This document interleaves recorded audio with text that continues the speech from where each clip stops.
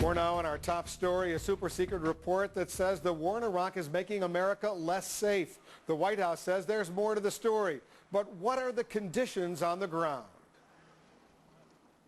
And joining us now from Baghdad, our correspondent Michael Ware. Michael, you're very familiar now with all these reports of this new U.S. National Intelligence Estimate report suggesting that the fighting in Iraq over these past 3+ years has made the worldwide terrorism situation against the United States even worse. You've covered al-Qaeda extensively over these 3 years, mostly in Iraq. Give us your perspective.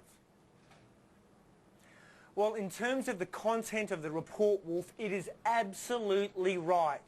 The facts outlined in that document have been self-evident on the ground here, at least since 2004. We saw Abu Musab al-Zarqawi, the late terrorist leader, arrive in Iraq in the summer of 2003 with the bombings of the Jordanian embassy and the UN headquarters. He followed that the next summer by a release of a suicide video.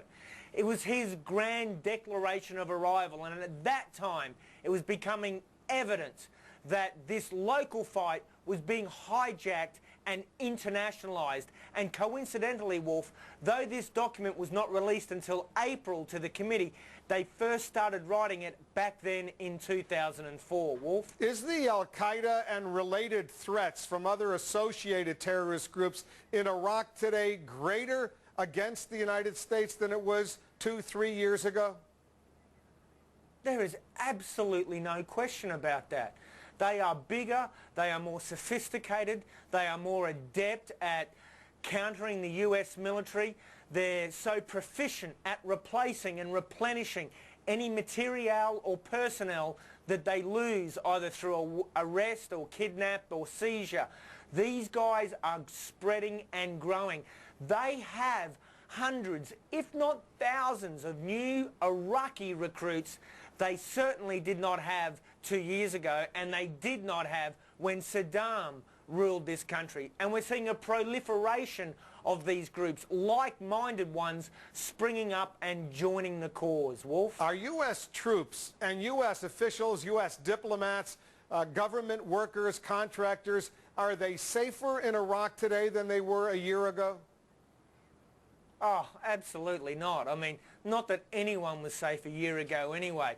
I mean, we look back on the days of the summer of 2003 when there was still relative freedom of movement like it was some halcyon time. I mean, since then, this situation in this country has done nothing, Wolf, but deteriorate. The threat has become greater on all sides from a variety of directions. Al-Qaeda, the local insurgency, the militias, the death squads buried within this government, to Iranian influence, all of it has just spiraled deeper and deeper out of control, adding to the risk to every single American here and indirectly, ultimately, leading to a greater threat against Americans across the world, Wolf. Michael Ware, our correspondent in Baghdad. Good luck over there. Be careful. Thank you, Wolf. And up ahead, a movement to